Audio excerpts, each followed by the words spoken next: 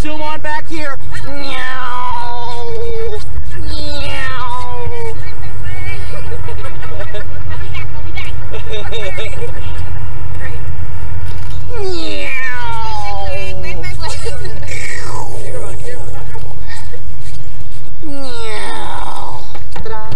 This is Josh. Alright. Scanning the bay.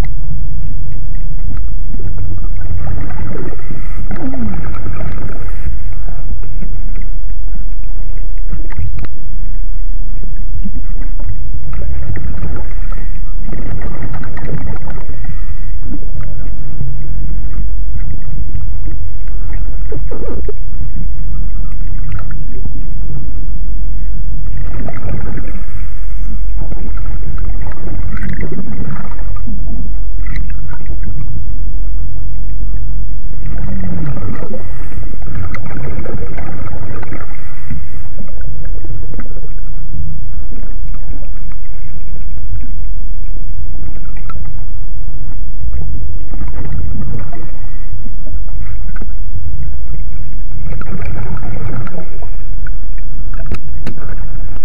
you have to wait that video out now.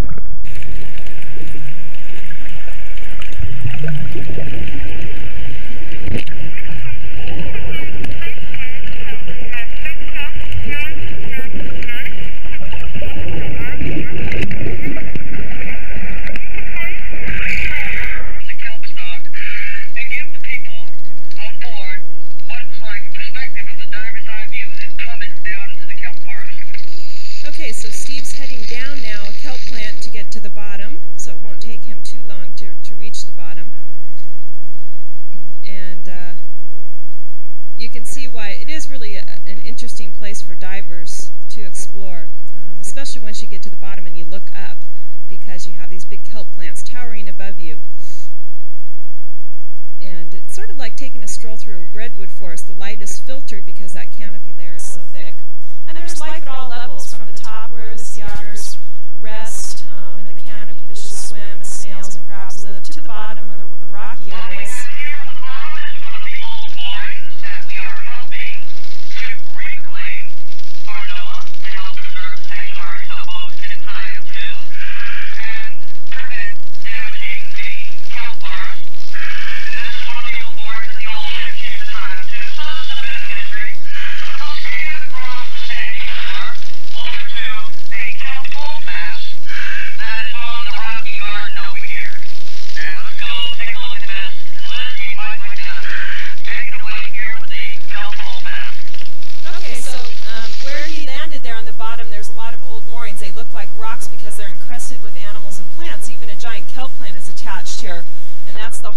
The part of the kelp plant that hangs on to the hard substrate at the bottom, and there's sponges in between those little finger-like appendages of the holdfast. Those are animals, those white patches. And sponges are animals because they capture their own food, unlike plants that make their own food from the sun's energy. And the way sponges get their food is they have tiny little pores, and they draw the water in through their pores and filter it. Okay, let me go take a look at what Steve has. He's going to be swimming back along the windows. Again, he's got those nudibranchs that I mentioned, those little sea slugs, 2 of those, and then he's also got a knobby starfish. A starfish, or you could call it a sea star if you like, because it's not really a fish, so that might be a better name for it. We're going to see quite a few different kinds of sea stars today. They're very common animals in our waters, and there's many different kinds of them. There's a better view now of what it's like to dive, just swimming around the kelp on the bottom. It's just really scenic. Looks like we're over a sort of a sandy area now, and often in the sandy regions. It's quite prolific down here on the sandy floor. It's not a desert. And here we have some bat stars feeding. A variety of bat stars here, different colors. Then we'll cruise over and check one out, see how they eat. Okay, so there's some bat stars crawling around there, and most sea stars, like this knobby star you're going to see at the window, and these bat stars, feed by extruding their stomachs out of their bodies onto their food. So Steve's going to find one that's eating right now to show you the stomach. And these bat stars aren't very particular. There it is, there's its stomach coming out. They're not real particular about what they eat. They just stick their stomachs out and digest bits of seaweed or small animals on the bottom. Anything will do. Whereas this knobby star that you're going to see at the windows is more predatory. It can even pry open the 2 shells of a mussel. It'll pull the mussel apart using its suction cup tube feet on the underneath side, and it'll open the mussel shell just a crack enough to avert its stomach in to digest it. A garden down here of living animals. These are burrowing tube anemones, and I'll get a little piece of kelp to show you how they feed, as their long tentacles will snag it and pull it in toward the middle of its mouth in the center. Okay, well, they don't normally eat kelp. Anemones are usually predatory, feeding on animals, but it'll probably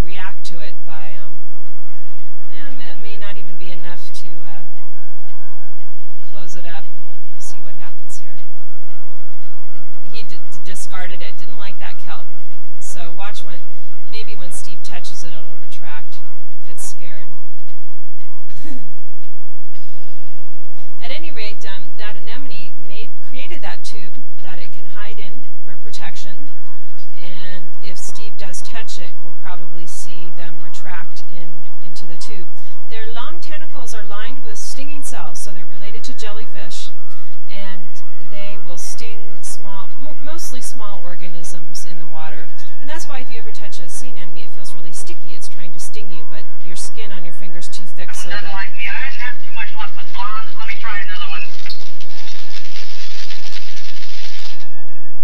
There, it went right into its tube. Oh, Liz, it's just not my day for blondes.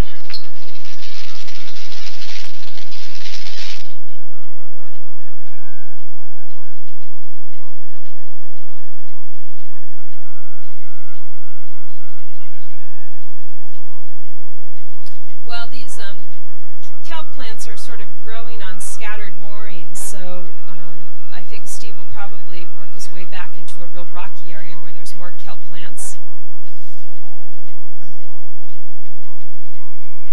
But the sandy bottom regions, you find different animals, so it's always fun to explore. Grazing on the bottom with a little sea star bunny.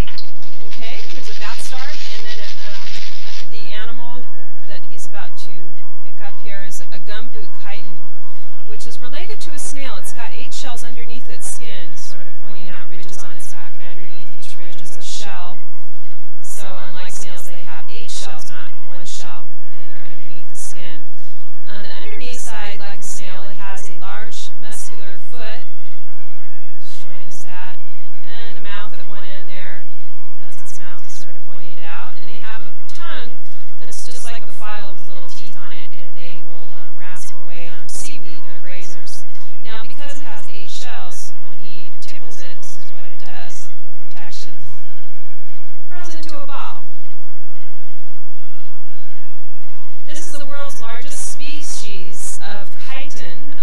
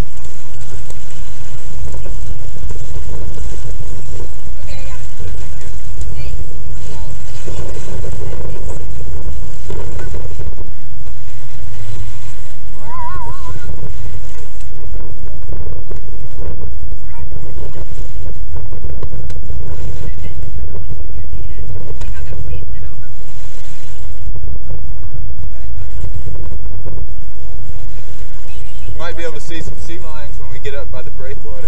They're swimming around.